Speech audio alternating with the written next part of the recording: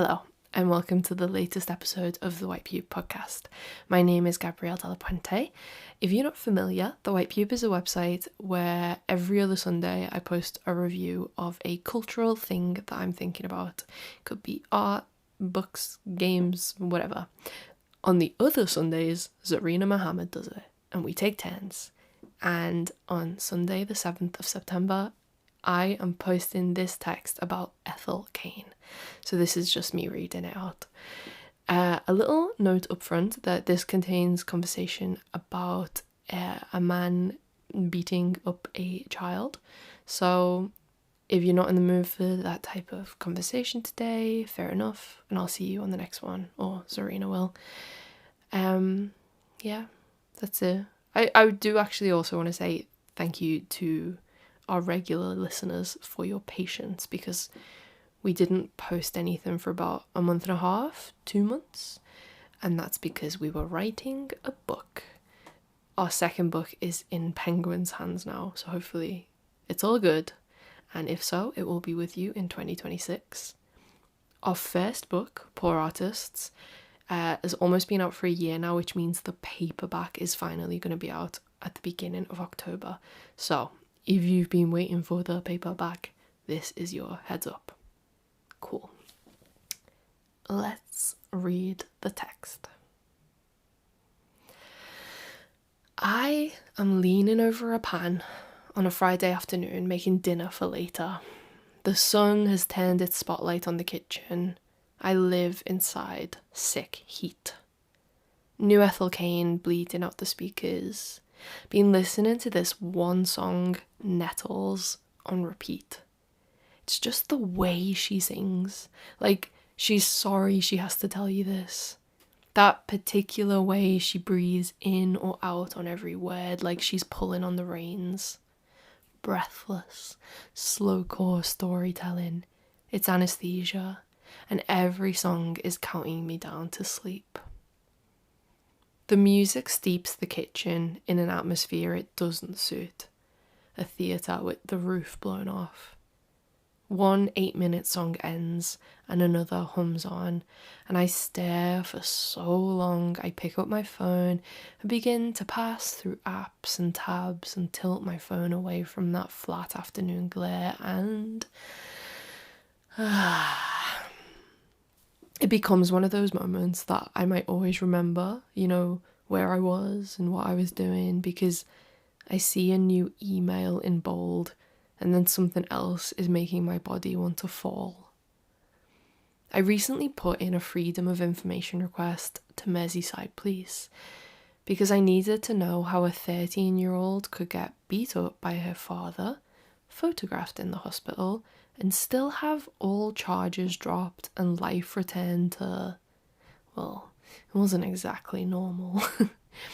When I moved back home, he made me sleep on their bedroom floor like a dog until he was sure I wasn't a suicide risk. Like a man walking down the street and telling a girl to smile even though he's just punched her in the back of the head. None of it made any fucking sense. Not that power needs to make sense. Power is just power. I brought myself into the next room and read all 10 pages. Time travel to 2008 when I read my own statement. Sad, sad treasure to find a text message reprinted in caps lock that I'd sent a friend asking for their help. I didn't cry for long because I wanted to read the whole thing a second time, and because I was awake now, blood changed for adrenaline. I got some answers, new questions. And this, strange vindication that it was even worse than I'd remembered. Memory like a third person walking down the street trying to get in the way of me and that vile man. A witness on the police report wasn't enough to stop the police from putting me back in that house where I was seasick for the rest of my childhood. I thought about how people who have experienced trauma at a young age are more at risk of developing chronic illnesses, and how I'm nearing 5 years of long COVID, sick with dysautonomic nerves that make it hard to stand for a long time in the time it took me to return to 2025. That dinner was all dried out. In the weeks that followed, I listened to that Ethel Cain album every day. When I came home from rough trade with the vinyl for Willoughby Tucker, I'll Always Love You, trying hard not to think about old things because there are still new days to make. I explained to my boyfriend that Ethel Cain isn't even a real person. Ethel Cain is a character the Tallahassee singer Hayden Anadonia created. Willoughby is another character in the story, and actually this album and her 2022 LP Preacher's Daughter trace Ethel's life and death, and God, she goes through it. She sings about relationships she can't salvage and cycles of violence, and how she wants to reject her family but knows she'll always be made of them, and her father's abuse. And it was all so obvious when I said it out loud. I was just begging someone else to do that thinking for me. I always find the art I need. These two albums are like the soundtrack to a play that doesn't exist. If books could shiver, if films could retch, if churches were for people with broken hearts, the songs that had cried down the walls. I hear them sliding down the walls of this house I rent. I lay in bed last night reading her lyrics like a novel when the cat came home past midnight bleeding from a paw. We licked our wounds side by side while the music made a nest of the dark. And I am still at the bottom of the well. I don't want to speak to the devil, and I'm not interested in the witness, and I don't think the police are real. Michael told me anhedonia is the inability to feel pleasure, and when I think about what would make me feel good, the only thing I really want to do is write my way through the story I've been dragging behind me for 17 fucking years. Right? But I can't just list details and be done with it because I saw that report and it's obvious the truth means nothing. I listen to Ethel Cain and I think art means something though.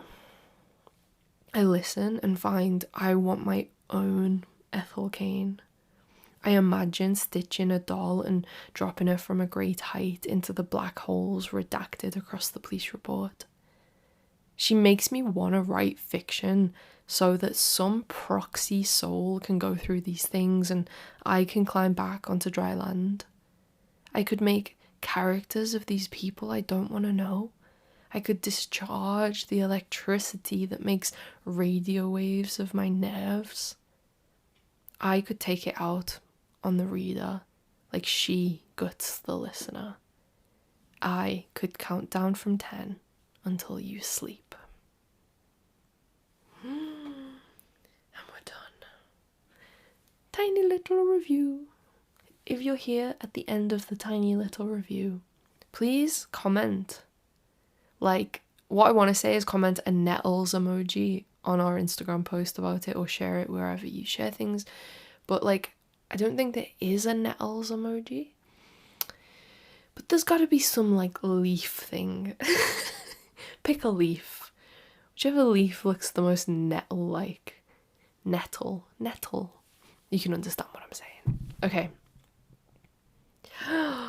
Guys. Revelations. Okay, I'll see you on the next one. Bye.